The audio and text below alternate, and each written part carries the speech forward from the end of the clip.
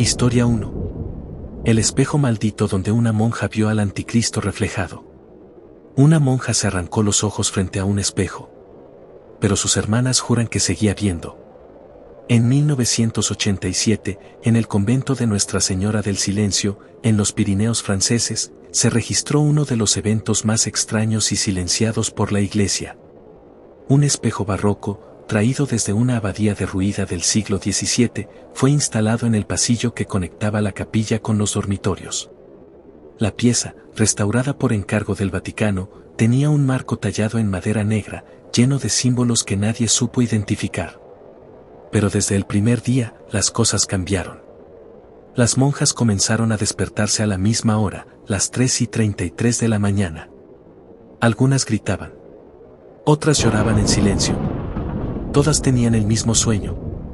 Una figura encapuchada, de pie detrás del espejo, observándola sin moverse. Así que la Madre Clara ordenó cubrirlo. Lo intentaron con mantas, cortinas, incluso con una sábana bendita. Pero al amanecer, siempre amanecía descubierto. Nadie lo tocaba. Nadie confesaba. Hasta que una noche, Sor Teresa, la más joven del convento, se quedó sola frente a él. Tenía 22 años. Era huérfana. Y decía que escuchaba voces desde que era niña. Las cámaras de seguridad internas, colocadas por el sacerdote auxiliar tras las denuncias, captaron lo que ocurrió. Sor Teresa se detiene frente al espejo. Respira. Llora. Y empieza a murmurar. No en francés. Ni en latín.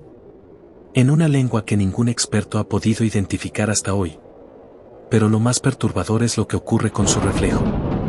Su cuerpo se mantiene quieto, estático. Pero en el espejo, su reflejo sonríe.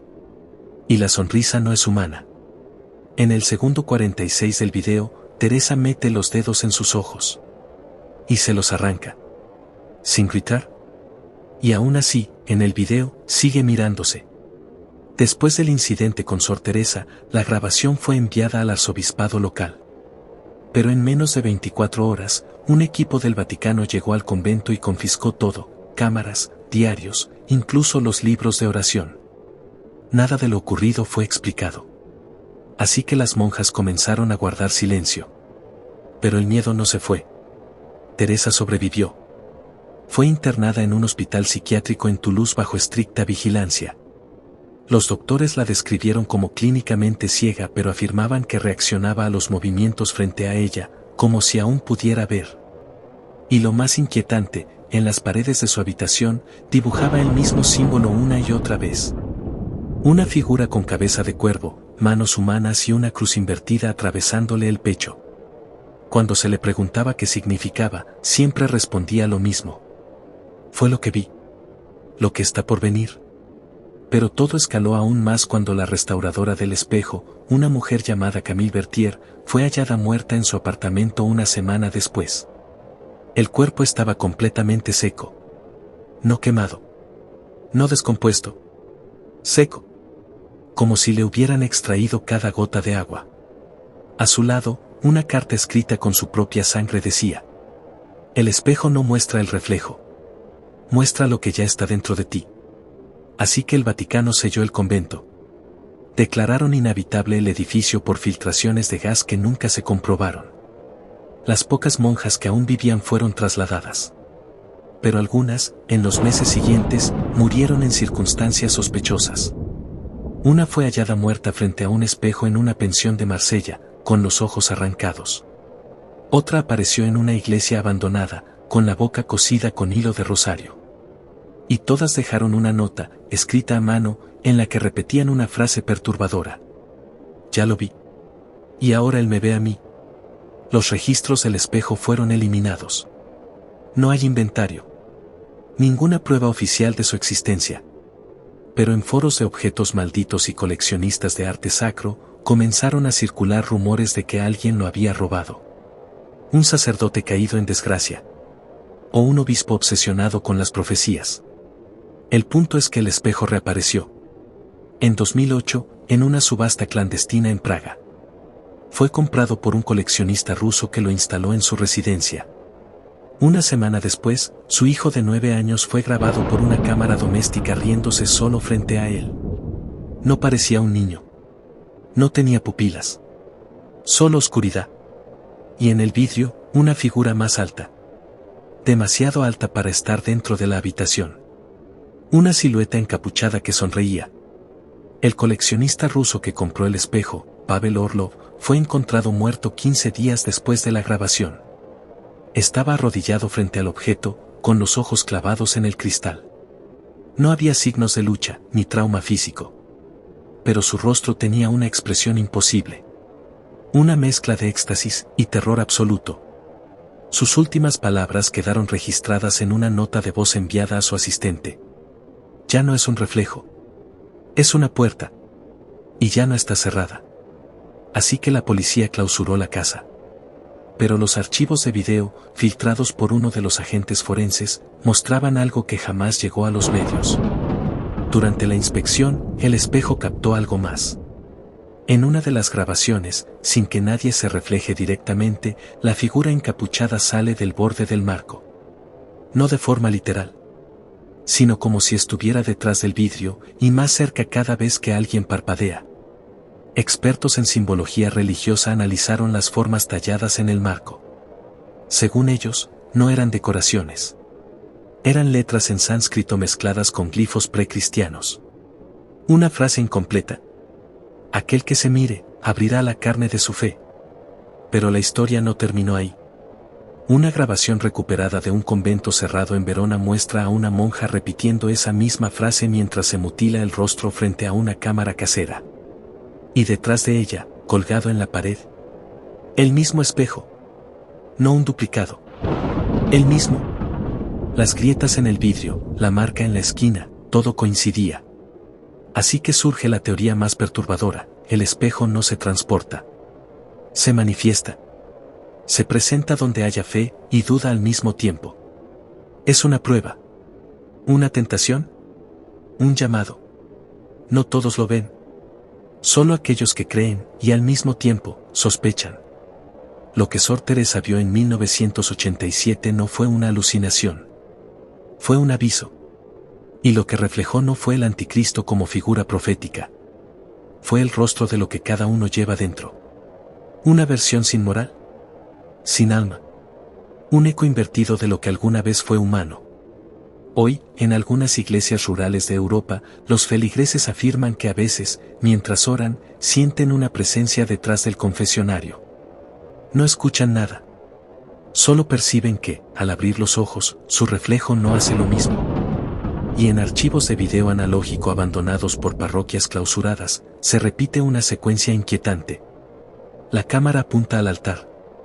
La iglesia está vacía. Todo está en silencio. Hasta que, al fondo, un espejo aparece donde antes no había nada. Refleja la banca vacía. Luego, sin que nadie entre al cuadro, refleja una figura encapuchada. Y en la esquina del vidrio, un rostro sonriente. Femenino. Ciego. Es Sor Teresa. Aún mirando. Aún sonriendo. Porque lo sigue viendo. Y ahora, quizás, tú también. Historia 2. La monja que fue exorcizada 7 veces, y aún sonríe en su ataúd. Hay ataúdes que se sellan con clavos. El de Sor Clara se selló con cadenas, sal bendita y concreto. Y aún así, sigue sonriendo. Todo comenzó en 1979, en el convento de Santa Lucía, en una región rural de Galicia. Un lugar apartado, sin cobertura, sin luz eléctrica constante, y con una sola regla no escrita: no abrir la cripta interna bajo ninguna circunstancia. Pero Sor Clara, una novicia llegada de Madrid, era curiosa. Una noche, durante el rezo, bajó sola con una vela y entró a la cripta. Así que las demás monjas la buscaron por horas. La encontraron al amanecer, de rodillas frente a un ataúd abierto, con la cabeza ladeada y una sonrisa torcida. No decía nada. No parpadeaba. Solo reía en silencio. Pero esa noche comenzaron los ruidos. Golpes huecos bajo el piso. El sonido de uñas arañando piedra. Puertas que se abrían sin viento. Y Sor Clara, que no dormía, solo se sentaba frente a una pared, como si escuchara algo del otro lado. Así que la Madre Superiora contactó con el obispado. Un exorcista fue enviado 2 semanas después. Y durante el primer ritual, Clara habló por fin, con otra voz. Una voz masculina. Anciana. Podrida. No me saquen. Me costó años entrar. Pero no lograron expulsarlo. Ni una vez. Ni 2. Fueron necesarios 7 exorcismos. Cada uno más violento. Clara sangraba por los ojos. Perdía uñas, dientes. El demonio cambiaba de idioma. Hablaron en arameo. En euskera. En latín. En lenguas muertas. Y cuando por fin cayó inconsciente, tras el 7º ritual, el sacerdote dictaminó que el ente había sido sellado. Pero no liberado. La única opción era enterrarla viva. Sellarla para siempre. Y lo hicieron. Pero cuando bajaron su cuerpo a la tumba, ella sonrió. Y esa sonrisa no se ha ido. Durante años, nadie volvió a hablar de Sor Clara. El acta oficial decía muerte por colapso cerebral, aunque ni los médicos que firmaron el certificado habían visto su cuerpo. Fue enterrada en una tumba sin nombre, bajo la capilla subterránea del convento. Nadie debía bajar allí. Nadie debía acercarse. Pero en 1992, una novicia llamada Estrella, de apenas 19 años, comenzó a soñar cada noche con una mujer de hábito blanco, parada detrás de un cristal, riéndose. Así que una noche, incapaz de soportarlo más, bajó a escondidas a la cripta, con una cámara casera en mano. Grabó todo. Y cuando regresó a su habitación, tenía las uñas rotas y los ojos enrojecidos, como si hubiese llorado por horas. El video fue confiscado por el arzobispo local, pero una copia filtrada apareció años más tarde en un servidor ruso, sin audio. En las imágenes se ve a Estrella bajando la escalera de piedra, temblando. Camina hacia el fondo, hasta que su linterna enfoca un ataúd. El vidrio del féretro está empañado por dentro. Como si algo aún respirara. Y ahí está. Sor Clara. No descompuesta. No momificada. Perfectamente conservada. Con la misma sonrisa torcida. Los labios estirados. Las mejillas tensas. Y los ojos. Abiertos. Pero lo más perturbador ocurre en el segundo 47. El reflejo de la linterna se desliza sobre el vidrio y, por un instante, su rostro cambia. La sonrisa se borra. Los ojos se mueven. Miran directo a la cámara. El video se corta abruptamente. Así que el Vaticano ordena clausurar el convento por fallas estructurales. Pero antes de sellarlo, 4 monjas desaparecen sin dejar rastro. Solo una, Sor Lucía, logra salir y es internada de urgencia en un hospital psiquiátrico. Lo único que repite, una y otra vez, es: ella sonríe, porque sabe que ya salió. Los rumores crecen. Investigadores paranormales intentan ingresar al lugar, pero el acceso está custodiado por autoridades eclesiásticas. Aún así, un equipo logra entrar en 2003, con cámaras térmicas y micrófonos de ambiente. Lo que graban esa noche no tiene explicación lógica. Primero, temperatura estable. Luego, caída de golpe a 2 grados centígrados. Ruidos. No voces. No pasos. Risas. Y lo más aterrador, desde dentro del ataúd, se registran golpes. 3 a las 3 de la mañana. 3 a las 3:03. 3 a las 3:06. 9 en total. Así que el grupo huye. Todos menos uno. El líder del equipo, Jorge. Su cuerpo fue hallado 2 días después en una iglesia abandonada a 20 kilómetros del convento. Estaba de rodillas, mirando al altar. Con una sonrisa abierta. Y los ojos arrancados con precisión quirúrgica. En su bolsillo, encontraron una nota escrita con su propia sangre. Ella aún está abajo. Pero ahora, me ve desde todas partes. Después del caso de Jorge, el convento de Santa Lucía fue finalmente demolido. O al menos eso fue lo que informó la diócesis. Pero vecinos cercanos al lugar reportaron que durante las noches previas a la demolición, se escucharon cánticos extraños en latín, luces dentro de la iglesia ya sin electricidad. y el sonido de una campana que nadie recordaba haber instalado. Así que un grupo de reporteros independientes intentó acercarse, grabar lo que quedaba de las ruinas, pero la zona ya estaba cercada por muros de concreto sin señalización. Cuando uno de ellos intentó volar un dron sobre la capilla sepultada, el dispositivo perdió conexión y cayó, exactamente a las 3:06 de la madrugada. El video del dron, recuperado parcialmente, muestra algo que congeló la sangre de quienes lo vieron. La tierra estaba agrietada. No por maquinaria ni por lluvia, sino desde dentro. Como si algo hubiera empujado desde abajo. Y en medio del polvo, una cruz volteada. Pero eso no fue lo más escalofriante. En la grabación se ve claramente lo que parece una figura femenina de pie entre los restos. No se mueve.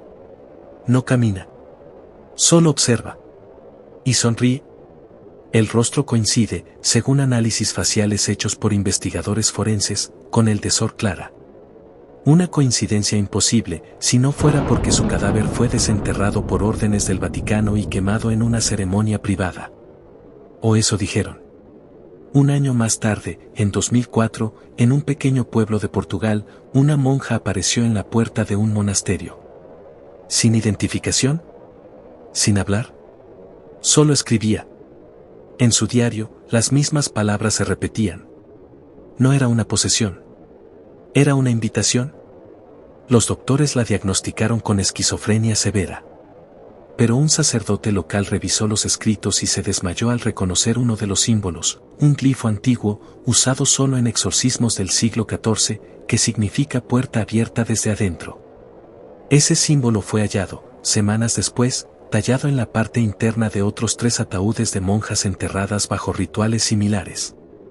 Ninguna de ellas fue registrada como poseída. Ninguna fue oficialmente exorcizada. Así que la teoría más perturbadora emergió entre los expertos en demonología. Sor Clara no fue la víctima. Fue la primera en aceptar. La sonrisa no era dolor. Era orgullo. Orgullo por ser la anfitriona. Y lo peor es que la sonrisa sigue apareciendo. En cámaras de seguridad de hospitales abandonados. En reflejos de vidrieras rotas de iglesias cerradas.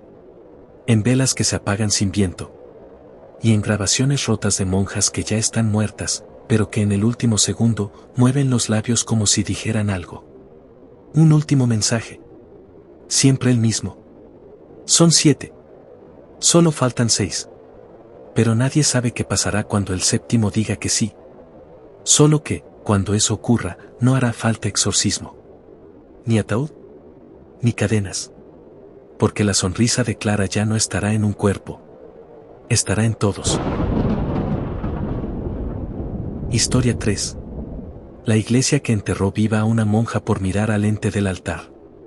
Nunca mires directo al altar cuando la misa termine, eso fue lo último que escribió Sor Magdalena en su diario antes de desaparecer. Durante décadas, la iglesia de San Eusebio en una provincia olvidada de Castilla ha guardado un secreto tan oscuro, que ni siquiera los locales se atreven a nombrarlo. Un archivo de video, sin fecha, fue enviado de forma anónima a una comunidad de teólogos en Internet. En él, se ve una transmisión interna, al parecer de vigilancia, donde se capta algo que no estaba destinado a ser visto, una monja sola, de rodillas, frente al altar, temblando. No está rezando. Está mirando algo. Pero lo más perturbador es que no hay misa, no hay sacerdote, y el altar está completamente a oscuras. Así que comienzan a investigar. La mujer es identificada como Sor Magdalena, y lo que parece ser una simple grabación vieja, se transforma en una pieza clave de una historia aún más macabra. Según registros parroquiales, ella fue declarada fallecida en 1974 por colapso mental y posterior accidente. Pero no hay acta de defunción. No hay entierro registrado. Solo una nota, escrita a mano, con tinta corrida por lo que parecen lágrimas. La vio. Ella la vio. Y ya no pudimos hacer nada. Así que un grupo de exploradores urbanos decide entrar a la iglesia por la noche. La estructura está en ruinas, pero al fondo del pasillo principal encuentran algo imposible, el altar sigue intacto y hay una cámara empotrada en la pared, como si alguien aún vigilara a quien se atreve a mirar. Pero eso no es lo más aterrador. En el diario de Magdalena, encontrado dentro de una cavidad sellada en la sacristía, hay una entrada que simplemente dice: hoy el ente volvió. No parpadea. No respira. Solo espera a que alguien lo vea. Y esa noche, alguien más lo vio. El video, ahora viral en foros de lo oculto, muestra a uno de los exploradores, identificado solo como Luise, caminando hacia el altar. Él sostiene la cámara, enfocando el crucifijo. Pero algo no encaja. La figura de Cristo tiene la cabeza girada. No hacia abajo. ¿Hacia él? Así que Luis se detiene. El grupo le grita que regrese, que no cruce la línea de mármol que separa los bancos del altar. Pero él no responde. Solo murmura una frase que hasta hoy no han podido descifrar por completo. No parpadea. No respira. Solo espera. Entonces, la transmisión se corta por unos segundos. Cuando vuelve, la imagen está torcida y la cámara tirada en el suelo. Se escucha un goteo, como si algo viscoso hubiera comenzado a caer desde el techo. Nadie más volvió a ver a Luis. Los otros dos exploradores huyeron y juraron nunca hablar de lo ocurrido. Pero uno de ellos, consumido por la culpa, volvió una semana después. Así que, con una linterna y una pala, comenzó a excavar detrás del altar, justo donde, según planos antiguos, alguna vez hubo una cripta sellada. Y lo que encontró no solo destruyó su cordura, también confirmó los rumores. Una caja de madera podrida. Pequeña. Demasiado pequeña para un cuerpo. Pero en su interior, los restos no estaban sueltos. Estaban en posición fetal. Y lo más horrendo, la tapa, por dentro, estaba arañada, con marcas de uñas aún incrustadas en la madera. Había sido enterrada viva. Un informe forense filtrado en 2006 reveló que el cuerpo tenía signos de lucha dentro del ataúd. Le habían roto las rodillas antes de enterrarla. Le taparon la boca con cera de altar. Y en la frente, escrita con cuchillo, una palabra en latín, vidit. Dio. La historia podría haber quedado ahí. Pero semanas después, un sacerdote anciano fue encontrado colgado en el campanario de San Eusebio. Había dejado una carta escrita a mano. No fue un castigo. Fue contención. Ella lo miró. Y ahora él nos mira a todos desde dentro del altar. Así que expertos en simbolismo comenzaron a analizar los grabados del altar original. Descubrieron una figura borrada de forma deliberada. No era Cristo. Ni un santo. Era una silueta encapuchada, sin rostro, con los brazos abiertos, como invitando a mirar. Y en el reverso del crucifijo, que nadie se había atrevido a tocar, encontraron un espejo diminuto. El mismo lugar por donde, dicen, el ente observa al siguiente curioso. Después del hallazgo del espejo, todo escaló de forma silenciosa. El Vaticano, según documentos obtenidos por filtraciones, envió a 3 investigadores eclesiásticos al sitio bajo total sigilo. Ninguno era sacerdote. Eran conocidos como los ojos ciegos, una orden interna dedicada a estudiar lo que el clero ordinario no puede comprender sin perder la razón. Pero de los 3, solo uno regresó. El informe está redactado con párrafos incoherentes, dibujos temblorosos de una figura alta, cubierta de túnicas, sin rostro y sin extremidades visibles, y una frase repetida más de 30 veces. El altar respira cuando nadie lo ve. Así que el recinto fue clausurado oficialmente, tapiado con concreto y clasificado como inhabitable por daños estructurales. Pero eso no impidió que decenas de buscadores de lo oculto siguieran llegando. Uno de ellos, un joven documentalista llamado Marco Sánchez, decidió grabar lo que él llamó una vigilia de confrontación. Pero el archivo que dejó fue transmitido en vivo por error durante 3 minutos antes de que su canal fuera suspendido. En ese breve lapso, la audiencia vio como Marco, sentado frente al altar, comienza a leer en voz alta los escritos del diario de Sor Magdalena. La cámara lo enfoca desde un costado. Nada parece fuera de lugar. Hasta que, una sombra, que no pertenece a ningún objeto ni figura visible, comienza a proyectarse detrás de él. No se mueve. No parpadea. No respira. Solo se alarga lentamente, como si se preparara para envolverlo. Marco interrumpe su lectura. De pronto, dice una frase escalofriante. Creo que está detrás de mí, pero no quiero mirar. Me dijeron que si no lo ves, no puede tocarte. Pero siento que ya lo hice. Tal vez fue en el reflejo del crucifijo. Tal vez fue en mi sueño. La transmisión se corta. La policía encontró la cámara intacta, grabando. Pero no había cuerpo. Solo el diario de Magdalena abierto en la última página, con una entrada nueva. La tinta aún húmeda. Letra temblorosa. No de Magdalena. Era de Marco. Ahora entiendo por qué la enterraron viva. No fue castigo.